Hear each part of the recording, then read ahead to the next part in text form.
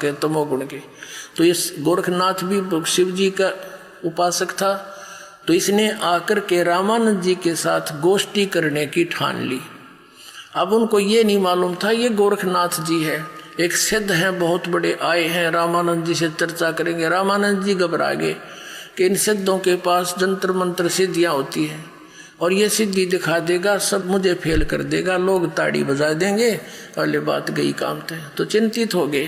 परमात्मा कबीर जी अब बताएंगे कल के आगे वाले सत्संग में, कल परसों में, लेकिन यहाँ थोड़ा सा एक लिंक बताते हैं कि परमात्मा किसी माँ से जन्म नहीं लिया, इससे एक लिंक है, थोड़ा सा सत्संग करते हैं। तो कबीर परमेश्वर जी रामानंद जी के एक परंपरा बनाए रखने के लिए शिष्य बने थे, लेकिन इसलिए कि काल के दूतों का दाव ना लग जाए, नो ना क्या करेंगे, कबीर जी ने कौन से गुरु बनाए थे, इसलिए रामानंद जी से कहा था तुम मेरे गुरु बने रहना या मर्यादा बनी रहेगी। जब चिंतित देखा रामानंद जी को, परमात्मा ने कहा कि महाराज जी क्या बात होगी कि ऐसी समस्या आ गई।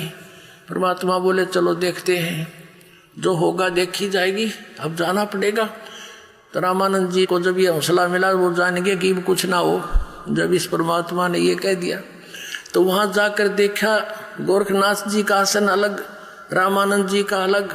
कबीर जी रामानंद जी के चरणों में एक सुयोग्य शिष्य के समान नीचे धूल में बैठ गए जमीन पर, छोटी सी उम्र के बालक 5, 7, 10 वर्ष के। अब गोरखनाथ जी ने कहा कि रामानंद चर्चा कर मेरे साथ। छोटे से बालक वैष्णु साधुओं जैसा रूप बना रहे थे, सारे उसी तरह तलक बलक ला के कंठी कुंठी पहन के। कबीर साहब खड़े हुए 10 वर्ष के बालक और कहा कि गोरखनाथ पहले मेरे से चर्चा कर, मेरे गुरुजी को पीछे बात करना, बोल तेरा क्या प्रश्न है। गोरखनाथ जी ने कहा कि अरे कबीर तू कल का बालक और गोष्ठी गोरखनाथ से करेगा, तेरी क्या उम्र है। तब परमात्मा कहने लगे नाथ जी अगर मेरी उम्र सुनना चाहता सुन ले, सुनाता हूं। परमात्मा ने कहा कि अरबों तो तेरे ब्रह्मा मर गए, 49 करोड़ कन्हैया और 7 करोड़ तेरे शंभू मर गए, मेरी एक नहीं भलैया। अब वो ऐसी बड़ी बात कही कि मेरी उम्र क्या है बताऊं तुझे। तो क्या बताते हैं, अब जो दास कंसेप्ट क्लियर करना चाहता है कबीर इज गॉड, और पुण्यात्मा वेदों ने प्रमाण कर दिया, क्योंकि हम वेदों को एथेंटिक मानते हैं और उधर से आंखों देखा उन गवाहों ने, गरीबदास साहिब जी ने प्रमाणित कर दिया। अब क्या बताते हैं, कब के बहे बैरागी कबीर जी, कद के बहे बैरागी। अब गोरखनाथ जी ने पूछा कि आप कद तक सन्यासी हो गए, आप छोटे से बालक। तो क्या बोले भगवान, नाथ जी जब से बहे बैरागी, मेरी आद अंत सुध लागी। दूं कार आद का मेला, नहीं गुरु कोई ना था चेला। जब का तो हम योग उपासा, तब का फिरूं अकेला।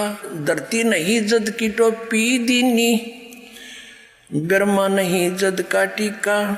शिव शंकर से योगी ना थे, जद का जोड़ी सिक्का।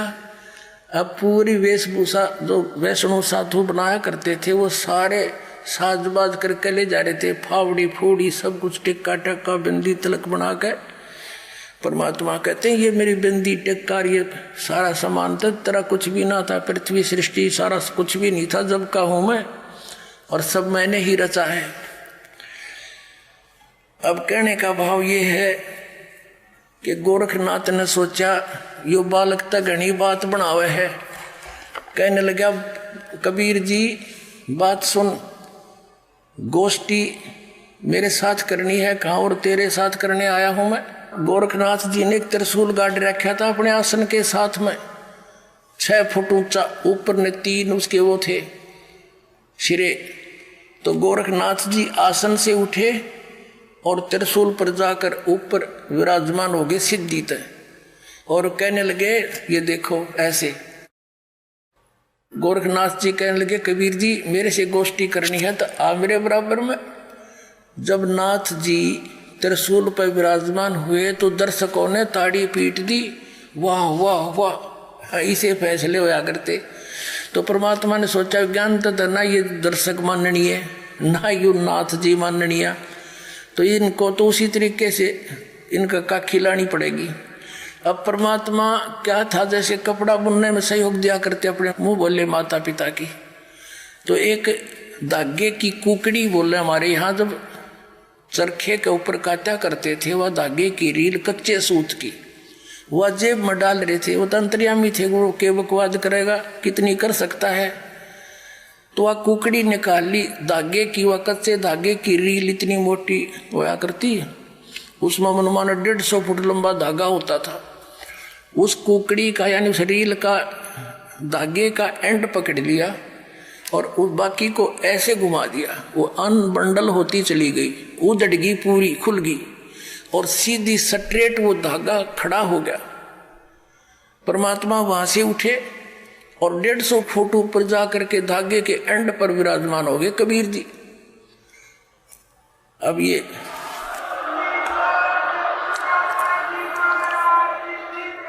अब सामने आपने चित्र में देखा परमात्मा धागे पर बैठे हैं, लेकिन ये फोटो में इतना ऊंचाई नहीं दिखाई जा सकी। तो कहने का भाव ये है, परमात्मा बोले कि आजा नाथ जी, आजा बराबर में बैठ कर गोष्ठी।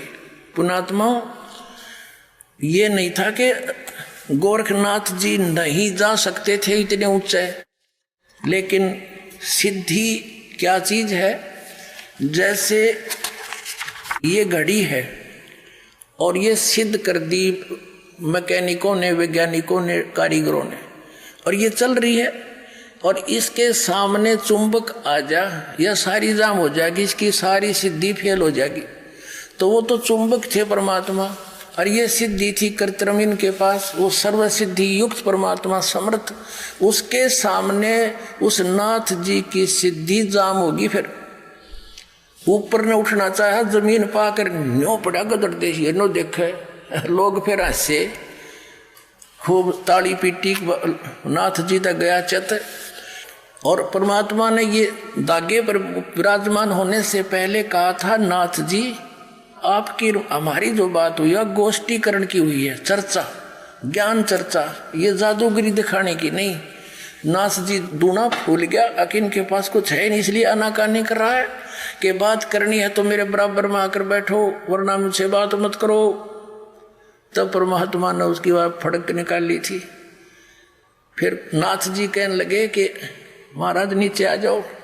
अब समझ गया, क्योंकि जो कांटे के पहलवान होते हैं ना, वो घनी बकवाद नहीं करा करते, वो समझ जाते हैं कि तेरे से ये प्रबल है। तो उसी समय कहा कि आ जाओ महाराज, नीचे बात करेंगे आगे। अब ना पेटा भरा, न सोचा भाई कदे एक बार तो हो सके है और परीक्षा लेता हूं। तो फिर क्या कहा, गोरखनाथ ने कहा कि एक परीक्षा और लूंगा मैं आपकी, तो मान लूंगा तुझे विजयी। कबीर साहब बोले बोलो कि मैं इस दरिया में छुपूंगा, मुझे खोज देना। कि चलो, गंगा उड़े साथ में थी, वहां गंगा के किनारे गोष्ठी हो रही थी, घाट पर गए, गोरखनाथ ने डुबकी लगाई, मछली का रूप धारण कर लिया। परमात्मा ने पकड़ के वह मछली गोरखनाथ बना के पटड़ी में बैठा दिया, अकेले नाथ जी। वो देखो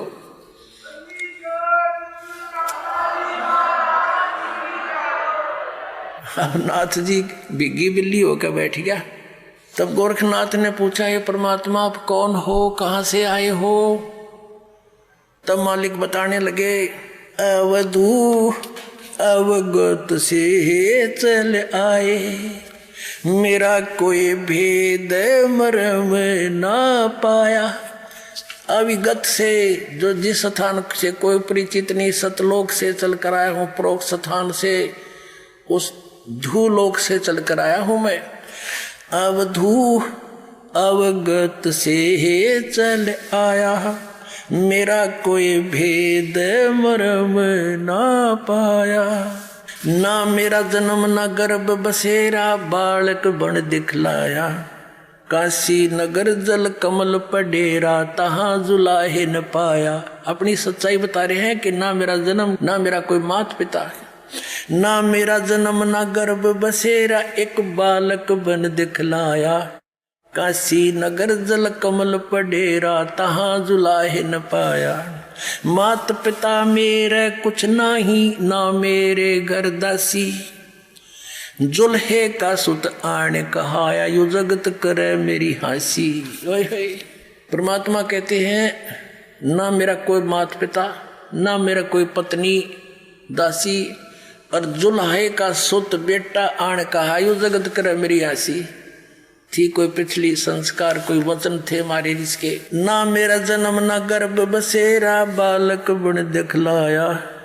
काशी नगर जल कमल पडेरा तहाँ जुलाहे न पाया। मात पिता मेरे कुछ नाही ना मेरे घर दासी। जुल्हे का सुत आन कहाया यो जगत करे मेरी हासी। पांच तत्वों का धड़ नहीं मेरा म जानो ज्ञान अपारा। जो सत्य स्वरूपी नाम साहेब का ओहे नाम हमारा। पांच तत्वों का धड़ नहीं मेरे में जानो ज्ञान अपारा। सत्य स्वरूपी नाम साहेब का ओहे नाम हमारा। अदर दीप गगन गुफा में तानिज वस्तु सारा। तेरा ज्योत स्वरूपी अलख निरंजन यो भी धरता ध्यान हमारा। हाड चाम लहू ना मेरे कोई जाने सतनाम उपासी।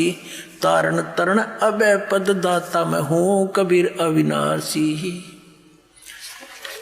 पुणात्मा परमात्मा ने क्या कहा कि मात पिता मेरे नाना मेरे गर्दासी और जुल्हे का सुत आन कहा जगत करे मेरी आसी। फिर क्या बताया कि ये पांच तत्वों का शरीर धड़ नहीं मेरा मैं जानू ज्ञान अपारा। और सत स्वरूपी नाम साहिब का ओहे नाम हमारा। फिर कहते हैं अधर दीप गगन गुफा में तानिच वस्तु सारा। सतलोक के अंदर और तेरा ज्योत स्वरूपी यू अलख निरंजन यू विदरता ध्यान हमारा। मेरी पूजा करता है ये ध्यान करता है। जैसे पुण्यात्माओं गीता जी का ज्ञान इस ज्योत निरंजन ने दिया ब्रह्म ने श्री कृष्ण में प्रवेश करके। और ये कहता है 15वें अध्याय के 4थे श्लोक में कि तत्वदर्शी संत की प्राप्ति के पश्चात परमेश्वर के उस परम पद की खोज करनी चाहिए जहाँ जाने के बाद साधक फिर लौटकर कभी संसार में नहीं आता। और मैं उसी की शरण हूँ उसी की पूजा करनी चाहिए ऐसी धारणा बनाकर। गीता जी अध्याय नंबर 18 के श्लोक नंबर 62 में इसने कहा कि अर्जुन तू सर्वभाव से उस परमेश्वर की शरण में जा। उसकी कृपा से तू परम शांति को और सनातन परम धाम को प्राप्त होगा। फिर 15वें अध्याय के 63वें श्लोक में इसने कहा कि गीता जी का ज्ञान जो मैंने कहना था तेरे सारा कह दिया। मेरी शरण में आना है तो युद्ध करना ही पड़ेगा। उसकी शरण में जाना है परम शांति पानी है तो तत्वदर्शी संतों की खोज कर ले। वो तुझे जैसे बताए वैसे कर। फिर 18वें अध्याय के 63वें श्लोक में कहा कि गुप्त से गुप्त ज्ञान तुझे गीता जी का ज्ञान मैंने बता दिया। अब तू कर जैसा तेरी समझ में आवे। 18वें अध्याय के 64वें श्लोक में कहा कि अर्जुन एक और गुप्त से गुप्त ज्ञान बताता हूँ। ये वही परमात्मा जिसके विषय में 18वें अध्याय के 62वें श्लोक में कहा है वो मेरा भी पूज्य देव है मैं भी उसकी साधना करता हूँ। और उसी की भक्ति करके ये अपना 21 ब्रह्मांड चला रहा है। ये 21 ब्रह्मांड को परमात्मा इसको इसके तप के बदले में ये वहाँ बैठकर भी तपस्या करता रहता है। जैसे शिव रूप में बैठा देखा यो शिव जी का पिता है इसी रूप में भी होता है कई बार। तो क्या बताया है कि तेरा ज्योत स्वरूपी अलख निरंजन जिसको तू सुप्रीम पावर मान रहा है ब्रह्म मैं इसका इष्ट देव हूँ ये मेरा पूजा करता है। तो पुण्यात्माओं अब इन प्रमाणों से स्पष्ट हुआ कि कबीर इज गॉड।